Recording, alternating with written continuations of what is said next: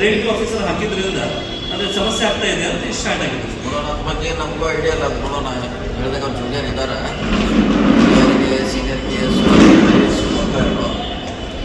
ಬಂದಿಲ್ಲ. ಮತ್ತೆ ನೋಡಿ, ನಾವು ಗಮನ ಹರಿಸಿಲ್ಲ, ಚುನಾವಣೆ ಇರೋದ್ರಿಂದ ಸರಿಯಾಗಿ ಗಮನ ಹರಿಸ್ತೀವಿ. ಅಸೆಂಬ್ಲಿ ಸತೀಶ್ ಜಾರಕಿಹೊಳಿ ಅವರು ಅಧಿವೇಶನ ಸಿದ್ಧತೆಗಳು ಇಲ್ಲ, ಅದ್ರ ಬಗ್ಗೆ ನಮ್ಗೆ ಗೊತ್ತಿಲ್ಲ. ಸರಿಗ ಒಂದು ನಿಮಿಷ ಇಬ್ಬರು ಮುಖ್ಯಮಂತ್ರಿಗಳ ಮಕ್ಕಳು ಸೋತಿದ್ದಾರೆ. ಇದರಿಂದ ಏನು ಜನರಿಗೆ ಏನಾದರೂ ಸಂದೇಶ ಹೋಗಿರ್ಬೋದು ನೋಡಿ. ಅದು ಹೇಳಲ್ಲ, ಭಾಳಷ್ಟು ನಡೀತಾ ಇತ್ತು. ಅಲ್ಲಿ ಲೀಡರ್ಶಿಪ್ ಸೋಲಕ್ಕೆ ಲೀಡರ್ಶಿಪ್ ಬರ್ತದೆ. ನಾವು ಟಿಕೆಟ್ ಕೊಡೋದು ಮನೆಗಳಾಗಿದೆ. ಸೊ ಕಳೆದ ಸಾರಿ ಪಟ್ಟಣ ಅವ್ರು ಸೋಟರು ಕೂಡ 1.5 ವರ್ಷ ಕಾನ್ಸ್ಟಿಟ್ಯೂನ್ಸಿಲೇ ಉಳಿದ್ರು. ಸೊ ನಾವು ಗೆಲ್ಲಕ್ಕೆ ಇನ್ನೊಂದು ಮಾಡಿದ್ರೆ ಕಾರ್ಯಕರ್ತರ ಜೊತೆ ಉಳಿದ್ರು. 2 ಕಡೆ ನಾವು ಪಟ್ಟಣ ಪಂಚಾಯತಿಗೆ ಸವಣೂರು ಮತ್ತು ಬಂಕಾಪುರ. ನಮ್ಮ ಕಾರ್ಯಕರ್ತರ ಆದೇಶಗಳ ಬಗ್ಗೆ ಪ್ರತಿ ದಿವಸ ಅವ್ರ ಜೊತೆ ಇರ್ತಾ ಇದ್ರು, ಪಕ್ಷದ ಜೊತೆ ಸಂಬಂಧ ಇದ್ದಿತ್ತು.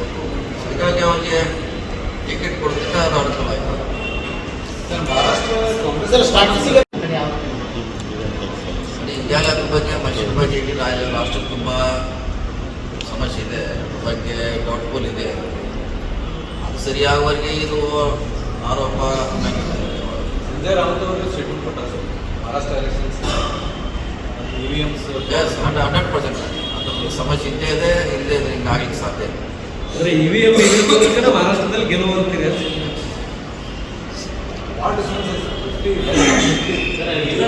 ಜಾರ್ಖಂಡಲ್ಲಿ UVM ಇಂಟರ್ಪ್ರಿಟೇಷನ್ ತಮ್ಮ ಕನ್ವೀನಿಯನ್ಸ್ ಪ್ರಕಾರ ಕಾಂಗ್ರೆಸ್ ಅವರು ಮಾಡ್ತಾರೆ ಅಂತ ಅಲಿಗೇಷನ್ ಮಾಡ್ತಾ ಇದೆ. ಕರ್ನಾಟಕದ ಗೆದ್ದಾಗ UVM ಸರಿ ಇದ್ದು, ಈಗ ಸೋತಾಗ ಜಾರ್ಖಂಡ್ ಕೇಳ್ತಾವೆ ನೋಡಿ, ಅದ್ರ ಗಿವ್ ಆ್ಯಂಡ್ ಟೇಕ್ ಇದೆ. ಅವ್ರ ಕಡೆ ಕೊಡ್ತಾರೋ ಅವ್ರ ಕಡೆ ಕಸ್ಕೊಳ್ತಾರೆ. ಅಂದರೆ ಅವ್ರಿಗೆ ಎಲ್ಲಿ ಬೇಕು ಅಲ್ಲಿ ಎಲ್ಲಿ ಬೇಕಲ್ಲಿ ಅವ್ರು ಅಡ್ಜಸ್ಟ್ ಮಾಡ್ತಾರೆ. ಈಗ ಮೊನ್ನೆ ಜಮ್ಮು ನಮಗೆ ಕೊಟ್ಟರು, ಹರಿಯಾಣ ಅವ್ರು ಕೊಟ್ಟರು, ಈಗ ಜಾರ್ಖಂಡ್ ಕಾಂಟ್ರವರ್ಸಿ ಸ್ಟೇಟ್ಸ್ ಎಲ್ಲ ಬೇಡ ಅಂತಾರ ಸರ್. ಅದರಲ್ಲೇ ಅಡ್ಜಸ್ಟ್ಮೆಂಟ್ ಇದೆ ಸರ್ ಕಾಂಟ್ರವರ್ಸಿ ಸ್ಟೇಟ್ಗಳು ಬೇಡ ಅಂತಾರ ಸರ್. ಮಹಾರಾಷ್ಟ್ರದ ಗೆಲುವನ್ನು ಬಿಜೆಪಿ ಗೆಲುವನ್ನು ಅದಾನಿ ಅವರು ಗೆಲುವು, ಅದಾನಿ ಅವರು ಫಿಲಿಂ ಗೆಲುವು ಅಂತ ಪ್ರಯತ್ನ ಮಾಡ್ತಾ ಇದ್ದಾರೆ ಚರ್ಚೆ. ಬಗ್ಗೆ ನಮ್ಗೆ ಗೊತ್ತಿಲ್ಲ. ಸರ್, ಈಗ ಕಾರ್ಪೊರೇಷನ್ದಲ್ಲಿ ನಾವು ಅವ್ರಿಗೆ ಡಿಪಾರ್ಟ್ಮೆಂಟ್ ಅವ್ರು ಹಾಕ್ಯಾರಲ್ಲ, ಅದಕ್ಕೆ ನಾವೇನು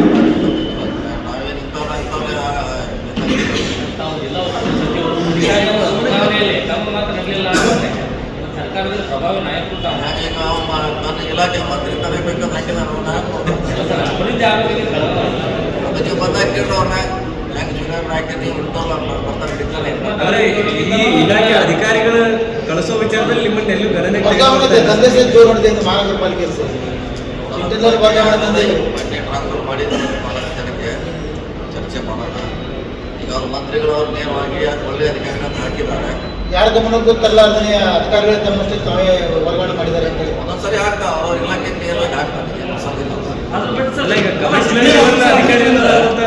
ಕಮಿಷನರ್ ಲೆವೆಲ್ ಆಫೀಸರ್ ಜಿಲ್ಲಾ ಸಚಿವರ ಗಮನಕ್ಕೆ ತರಲಾರ್ದು ಜೂನಿಯರ್ ಆಫೀಸರ್ ಆಗ್ತಾರಲ್ಲ, 66 ಜನ ಏನ್ ನಡೆದಿದೆ ಅಂತ ನೀವು ಅವ್ರು ಬರ್ತಾರೆ, ಅವ್ರು ಕೇಳಿ.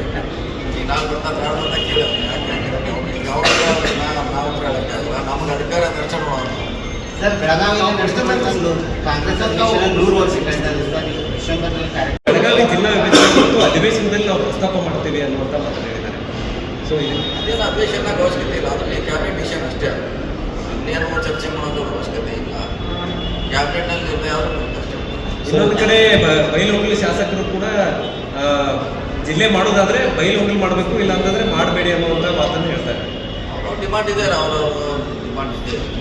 ಸರ್, ಈ ಅಧಿವೇಶನಕ್ಕೆ ಸಂಬಂಧಪಟ್ಟ ಈ ಒಬ್ಬೊಬ್ಬ ಬರೋದು ಏನಾದರೂ ಕನ್ಫರ್ಮ್ ಯಾವ ರೀತಿ ಈ ಕಾನ್ಸೆಪ್ಟು ನಮ್ಮ ಪಕ್ಷದವರು ಎಲ್ಲ ಕಡೆ ಉಪಯೋಗ ಮಾಡ್ಕೋಬೇಕು. ಈ ರಾಜ್ಯದ ಮಾಡಿದ್ದು ಅಷ್ಟೇ ಅಲ್ಲ, ಇದೊಂದು ಉದಾಹರಣೆ ಮಾಡಲ್. ಈ ಥರ ಮಾಡಿದ್ರೆ ಕಾಂಗ್ರೆಸ್ ಯಾವಾಗೂ ಸೋಲಿಲ್ಲ, ಇದನ್ನು ಉಪಯೋಗ ಮಾಡ್ಕೋಬೇಕು. ಕ್ಲೇಮ್ ಇದೆ. ಸೊ ಮುಂದಿನ ಎಲೆಕ್ಷನ್ದಲ್ಲಿ ಇದು ಸ್ಟ್ರೆಂಥನ್ ಆಯಿತು ಅಂತ ಸ್ಟ್ರೆಂಥನ್ ಆಯ್ತಲ್ಲ. ಮುಸ್ಲಿಮರನ್ನ ಇಡೀ ಅವ್ರಿಗೂ ಒಂದು ಸಂದೇಶ ಹೋಯ್ತು, ನಾವು ಗೆಲ್ತೀವಿ, ಎಲ್ಲರೂ ಮನಸ್ಸು ಮಾಡಿ ನಮ್ಗೆ ಗೆಲ್ಲಿಸ್ಬೋದು ಅನ್ನೋ ಒಂದು ಸಂದೇಶ ಹೋಯ್ತು. ಇಲ್ಲಿವರೆಗೆ ಅವರು ಒಂಥರ ನೆಗೆಟಿವ್ ಆಗಿದ್ರು, ನನ್ನ ಯಾರು ಸಪೋರ್ಟ್ ಮಾಡೋಲ್ಲ, ಚುನಾವಣೆ ನಿಲ್ಲಿಸ್ತಾರೆ, ಹೋಗಿಬಿಡ್ತಾರೆ, ಸೋಲ್ತೀವಿ, ಅಲ್ಲಿ ಹಿಂದೂ ಮುಸ್ಲಿಂ ಆಗ್ತದೆ, ಏನೇನೋ ಆಗ್ತದೆ.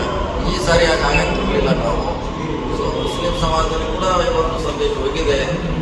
ಎಲ್ಲ ಮುಖಂಡರು ನಮಗೆ ಜೋಡಿ ಪ್ರಯತ್ನ ಮಾಡಿದ್ರೆ ನಾವು ಕೂಡ ಗೆಲ್ತೀವಿ ಅನ್ನೋ ಒಂದು ಸಂದೇಶ ಹೋಗಿದೆ ಈ ಚುನಾವಣೆ. ಸರ್, ಈಗ ಬಿಜೆಪಿ ಅವರು ಮುಡಾ ಮತ್ತು ವಕ್ಫ್ ಕಾಂಟ್ರವರ್ಸಿ ಅದು ಎಲೆಕ್ಷನ್ ಇಶ್ಯೂಸ್ ಮಾಡಿದ್ರು ಸರ್. ಅದ್ರ ಪರಿಣಾಮ ಬೀರಿಲ್ವಾ?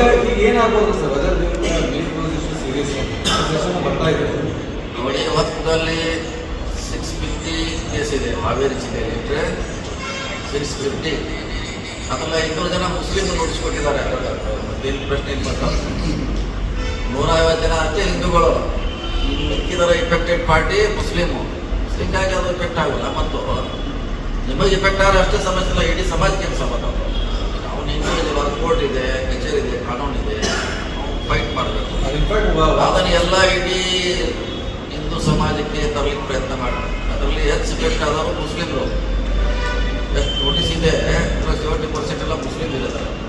ಅದು ಇಫೆಕ್ಟ್ ಆಗಿದೆ. ಸರ್, ಈ ಚುನಾವಣೆ ಫಲಿತಾಂಶ ನಾಯಕತ್ವ ಬದಲಾವಣೆಗೆ ಪೂರ್ವವಿರಾಮ ನೀಡ್ತಾ ಆಯ್ತು, ನಮಗೂ ಒಂದು ಇದು ಚುನಾವಣೆಯಿಂದ ನಮಗೂ ಒಂದು ಪ್ರಮೋಷನ್, ಡಬಲ್ ಪ್ರಮೋಷನ್ ಆಗ್ತದೆ. ಅದು ರಾಷ್ಟ್ರೀಯ ಒಂದೇ ಈಗ ಡಬಲ್ ಆಯಿತು, ಸಿಂಗಲ್ ಆಗ್ಬಿಟ್ಟು ಡಬಲ್ ಪ್ರಮೋಷನ್ ಆಯಿತು. ಅದಕ್ಕೆ DCM ಹೆಚ್ಚುವರಿ DCM ಮಾಡಬೇಕು ಭಾಳ ಇನ್ನೊಂದು ಬೇಡಿಕೆ ಇತ್ತು. ಅದಿಲ್ಲ, ಅದು ಈಗೆಲ್ಲ ಮುಗಿದೋರು ಅದೇ DCM ಇಲ್ಲದೆ ಗೆಲ್ಲಿಸಿದವ್ರಲ್ಲ, ಸಾಕು. ಮತ್ತೆ ಈಗ CM ಸ್ಥಾನ ಸಿಎಂ 28 ಅಂತೇಳಿ ಅಲ್ಲ, 28 CM ಚುನಾವಣೆ ಗಟ್ಟಿ ಇದೆ. ಅದೇನು ಯಾವಾಗ ಗಟ್ಟಿ ಇದೆ ಸರ್, ಕ್ಯಾಬಿನೆಟ್ ರೀಸೆಂಟಿಂಗ್ ಏನಾಗಿದೆ ಸರ್? ವಿದ್ಯಾರ್ಥಿ ಈ ಚುನಾವಣೆ ಫಲಿತಾಂಶ ಆಗಲಿದ್ರು ಕೂಡ ಅವರೇ ಇರ್ತಿದ್ರು. ಏನು ಗೆಲ್ತನೇ ಇರ್ತಾರಂತಲ್ಲ, ಗೆಲ್ಲದೇ ಇದ್ರು ಕೂಡ ಅವರೇ ಇರ್ತಾರೆ. ಅಲ್ಲ, ಮೂರು ಗೆದ್ದಿದ್ದು ಹೆಚ್ಚಿನ ಬಲ ಬಂತಂತ ಖಂಡಿತ ಮೂರು ಕ್ಷೇತ್ರಗಳಲ್ಲಿ ವಿಚಾರಕ್ಕೆ ಸಂಬಂಧಪಟ್ಟಂತೆ ಫಸ್ಟ್ ರಿಯಾಕ್ಷನ್. ಇದಕ್ಕೆ ಒಂದು ಕಡೆ ಅಭಿವೃದ್ಧಿ, ಒಂದು ಕಡೆ ಗ್ಯಾರಂಟಿ. ಇನ್ನೊಂದು ನಮ್ಮ ಕಾರ್ಯಕರ್ತರ ಈ ಸಲ ನಾವು ಗೆಲ್ಲಲೇಬೇಕು, ಗೆಲ್ಲಿಸಲೇಬೇಕಂತ ಚುನಾವಣೆ ಮಾಡಿದ್ರು. ಅದ್ರ ತಕ್ಕಂತೆ ಶಾಸಕರು, ಉಪಮುಖ್ಯಮಂತ್ರಿ CM ಅವರು ಕೂಡ ಅಷ್ಟೇ ಅದಕ್ಕೆ ಸಪೋರ್ಟ್ ಮಾಡೋದ್ರಿಂದ ನಾವು ಈ ಸುಲಭವಾಗಿ 3 ಗೆಲ್ಲಲಿಕ್ಕೆ ಸಾಧ್ಯ ಆಗಿದೆ. ನಾವು ಚನ್ನಪಟ್ಟಣ ಮತ್ತು ಸಿಂಗಾವಳಿ ಗೆಲ್ಲದಂತೆ ಎಲ್ಲ ಕಡೆ ಸರ್ವೆಗಳು, ಜನರಲ್ ಟಾಕ್ಸ್ ಇತ್ತು, ಬಹಳ ಸಣ್ಣ ಗೆಲ್ಲಲಿಕ್ಕೆ ಇಷ್ಟೆಲ್ಲ ಬಂದಿದೆ. ಇದ್ದಂಥ ಅಭ್ಯರ್ಥಿಗಳು ಮತ್ತು ಅಲ್ಲಿ ಭಾಗವಹಿಸಿದಂಥ ಎಲ್ಲ ನಮ್ಮ ಕಾರ್ಯಕರ್ತರಿಗೆ ನಾನು ವೈಯಕ್ತಿಕವಾಗಿ ಈಗ ಸಿದ್ದರಾಮಯ್ಯ ತಾವು ವಸ್ತುವಾಗಿ ವಹಿಸಿಕೊಂಡಿದ್ದಾರೆ ಸರ್. ಪ್ರಮುಖವಾಗಿ ಗೆಲುವಿಗೆ ಏನು ಕಾರಣಗಳು ತಾವು ಕಂಡುಕೊಂಡಾಗ ಹಾಗಾಗಿ ನಾವು ಐದು ಸಲ ಯಾಕೆ ಸೋತೀವಿ ಅಂದರೆ ಅಲ್ಲಿ ಲೀಡರ್ಶಿಪ್ ನೋಡಬೇಕು. ನಮ್ಮ ಅಭ್ಯರ್ಥಿಗೆ ಲೀಡರ್ಶಿಪ್ ತೆಗೆದುಕೊಳ್ಳಿಕ್ಕೆ ಮನೆಗಳಿಗೆ ಅಸಾಧ್ಯ ಆಗ್ತದೆ.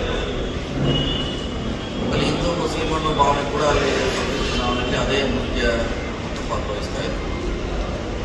ನಾವು ಅಲ್ಲಿ ನಮ್ಮ ಶಿವಾನಂದ ಪಾಟೀಲ್ ಅವರು,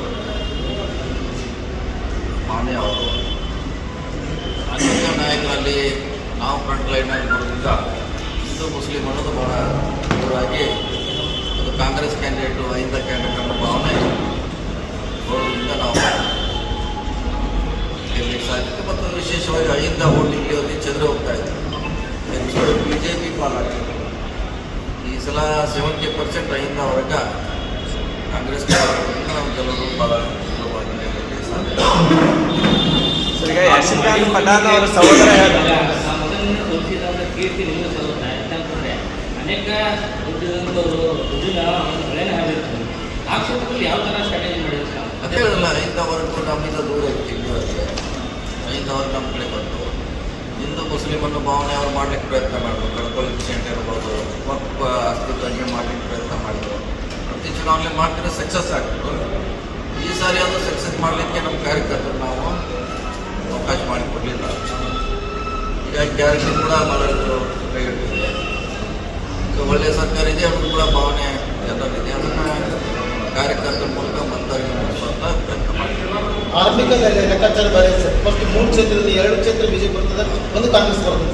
ಏನು ಹೆಚ್ಚಿನ ಅದೇ ನಾವು ಓನ್ಲಿ ಸೊಂಟರು ಮಾತ್ರ ಗೆಲ್ಲಬೇಕು. ಹಾಗಂತ ನಾವು ಸಿದ್ಧಾಂತ ಯಾವ ಕಾಲ ಗೆಲ್ಲಲ್ಲ ಅನ್ನೋ ಎಲ್ಲರ ಭಾವನೆ. ಯಾಕೆಂದರೆ ಅಲ್ಲಿ ಒಬ್ಬರು ಮುಸ್ಲಿಂ ಕ್ಯಾಂಡಿಡೇಟ್ ಇರೋದ್ರಿಂದ ಭಾವನೆ ಆಗಿ ಆಗ್ತಾ ಇತ್ತು. ಹಿಂದೂ ಮುಸ್ಲಿಂ ಆಗುತ್ತೆ, ಮುಸ್ಲಿಂ ಅನ್ನೋ ಭಾವನೆ ನಮಗೆ ಹೆಚ್ಚು ಜನ ಮುಸ್ಲಿಮ್ಗೂ ಬೇರೆ ಕೊಡಬೇಕಾಯಿತು. ಅದು ನಾವು ನ್ಯಾಯ ಕೊಡಬೇಕಾದ್ರೆ ಮುಸ್ಲಿಮ್ ಕೊಡಬೇಕಾಗಿತ್ತು, ಕೊಟ್ಟಿದ್ದೀವಿ, ಗೆಲ್ಲಿಸಿದ್ದೀವಿ. ಕನ್ನಡದಿಂದ ಮತ ಬಂದಾಯಿತು, ಲೀಡರ್ಶಿಪ್ ಬಂತು. ಇನ್ನು ಮುಸ್ಲಿಂ ಮಾಡ್ಲಿಕ್ಕೆ ಪ್ರಯತ್ನ ಮಾಡಿದ್ರು, ಆಗಲಿಲ್ಲ. ಎಲ್ಲೋ ಒಂದು ಕಡೆ ಜಮೀರ್ ಹೇಳಿಕೆ ಉಲ್ಟಾ ಆಗಬಹುದು ಅಂತ ಮಾತು ಕೇಳಿದ್ರು.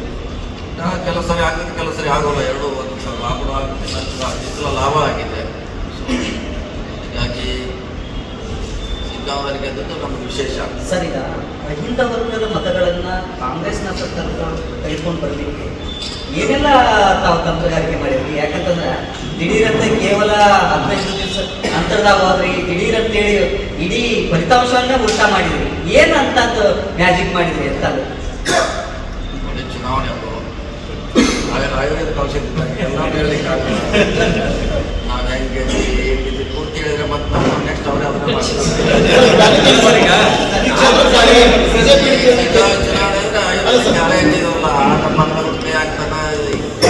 ಅಲ್ಲ ಸರ್, ಸಿದ್ದಾಂ ಕ್ಷೇತ್ರ ಪೂರ್ತಿ ಬಿಜೆಪಿ ಹಂಗಿದ್ರು. ಸಿದ್ದಾಂ ಚುನಾವಣೆ ಆಯುರ್ವೇದ ಔಷಧ ಕೊಟ್ಟಿವಿ, ಏನೇನು ತೋರಿಸಿವ ಅಂತ ಹೇಳಲಿಕ್ಕೆ ಆಗೋಲ್ಲ. ಸರ್, 2008ರಿಂದ ಕಂಟಿನ್ಯೂಸ್ 4 ಬಾರಿ ಬೊಮ್ಮಾಯಿ ಅವರು ಗೆದ್ದಿದ್ದು. ಸೊ ತಮ್ಮ ಸ್ಟ್ರಾಟಜಿ ಅಥವಾ ವ್ಯಕ್ತಿತ್ವ ಇರಬೇಕಾಗಿತ್ತು. ಏನು ಪ್ಲಾನಿಂಗ್ ಹೆಂಗೆ ಮಾಡ್ಬೋದು ಸರ್? ಸ್ಟ್ರಾಟಜಿ ಮೊದಲು 5 ಒಂದಾಗಿತ್ತು. ಇಲ್ಲಿವರೆಗೆ 70% ಬೊಮ್ಮಾಯಿ ಪೂರ ಕೆಲಸ ಮಾಡ್ತಿದ್ರು. ಈ ಸಾರಿ ಸಿಂಪಲ್ ಆಗಿ 70% ನಮ್ಮ ಪೂರ ಕೆಲಸ ಮಾಡಿದೆ. ಇನ್ನು ಕೆಲವರು ಸ್ಟ್ರಾಟಜಿ ಮಾಡಿದೆ, ಅದೆಲ್ಲ ಆಯುರ್ವೇದ ಔಷಧದಾಗ ಹೇಳಲಿಕ್ಕೆ ಆಗೋಲ್ಲ. ಸೀಕ್ರೆಟ್ ಸರ್, ಈಗ ಈ ಗೆಲುವಿನಿಂದ ಉತ್ತರ ಕರ್ನಾಟಕ ಭಾಗದಲ್ಲಿ ಸತೀಶ್ ಜಾರಕಿಹೊಳಿ ಅವರು ಮತ್ತೊಮ್ಮೆ ಪವರ್ಫುಲ್ ನಾಯಕರು ಅಂತ ಸಂದೇಶ ಮೊನ್ನೆ ಚಿಕ್ಕೋಡಿ ಕೂಡ ಗೆಲ್ಲಿಸ್ತೀವಿ, ಲೀಡರ್ಶಿಪ್ ಬಂತು. ಇದನ್ನು ಕೂಡ ಇಡೀ ರಾಜ್ಯ ನೋಡ್ತಾ ಇತ್ತು. ಇವರಿಗೆ ಸೀರಿಯಸ್ ಆಗಿ ಎಲೆಕ್ಷನ್ ಮಾಡಿದ್ದಾರೆ. ಮಾಜಿ ಮುಖ್ಯಮಂತ್ರಿ ಗೆಲ್ಲಿಸ್ತಾರ, ಮಾಜಿ ಮುಖ್ಯಮಂತ್ರಿ ಪ್ರಬಲ ಜಾತಿ ವಿರೋಧ ಎಲೆಕ್ಷನ್ ಮಾಡ್ತಿದ್ದಾರೆ. ಭಾಳಷ್ಟು ಚಾಲೆಂಜ್ ನಮಗೂ ಇತ್ತು. ನಾವು ಕೂಡ ಗೆಲ್ತೇವೆ ಅಂತ 100% ವಿಶ್ವಾಸ ಇತ್ತು. ಅಲ್ಲಿ ಕಾರ್ಯಕರ್ತರೆಲ್ಲ ಕೂಡಿ ಗೆಲ್ಲಿಸಿದ್ದಾರೆ. ಅದೆಲ್ಲ ಸರಿಯಾದ ಕಾರ್ಯಕ್ರಮಕ್ಕೆ ಹೋಗಬೇಕು. ಸತೀಶ್ ಜಾರಕಿಹೊಳಿ ಅವರು ಏನಾದರೂ ಸೀರಿಯಸ್ ಆಗಿ ತಗೊಂಡ್ರೆ ಅದನ್ನ ಬಿಡಲ್ಲ, ಗೆಲ್ಲಿಸ್ತಾರೆ ಅನ್ನುವಂಥ ಸಂದೇಶ ಹೋಯ್ತಾ ಚುನಾವಣೆ ಅಂದ್ರೆ ನಮಗೆ ಹೆಂಗೆ ಮಾಡ್ತೀವಿ, ಬೇರೆಯವ್ರಿಗೆ ಹಾಗೆ ಮಾಡ್ತೀವಿ. ನಮ್ಮ ಕಾನ್ಸೆಪ್ಟ್ ನಮ್ಮ ಬರೀ ಸುಮ್ಮನೆ ನಮ್ಮ ವ್ಯವಸ್ಥೆ ಬರೋದು, ಭಾಷಣ ಮಾಡೋದು, ವಾಟ್ಸಪ್ದಾಗ ಪೋಸ್ಟ್ ತೆಗೆದುಕೊಳ್ಬೋದಲ್ಲ. ನಮ್ಮ ಚುನಾವಣೆ ಸೀರಿಯಸ್ ಮಾಡ್ತೀವಿ. ಅವಾಗ ಮಾಡಿದ್ರೆ ಪಕ್ಷ ಬೆಳಿತೈತೆ. ಮತ್ತಿನ್ನ ಅವ್ರು ಗೆಲ್ಲಿಸ್ಲಿಕ್ಕಾಗಿ. ಇಲ್ಲಂದ್ರೆ 4 ಸಾರಿ ನಾವು ಮುಸ್ಲಿಂ ಸೀಟ್ ನಾವು ಸುಮ್ಮನೆ ನಾವು ಜಾಸ್ತಿ ಮಾಡಿದ್ರೆ ಸೋಲ್ತಿತ್ತು.